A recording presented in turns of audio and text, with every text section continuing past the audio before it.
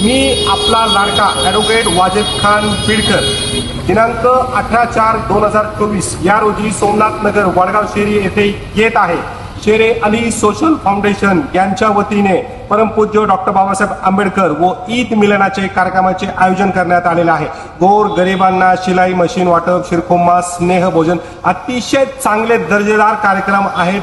माननीय फिरोजभाई खान, माननीय अफजलभाई खान तसेच माननीय सँडी भाई यांच्या संयुक्त वतीने हे आयोजित करण्यात आलेला कार्यक्रम आहे. मी येत आहे.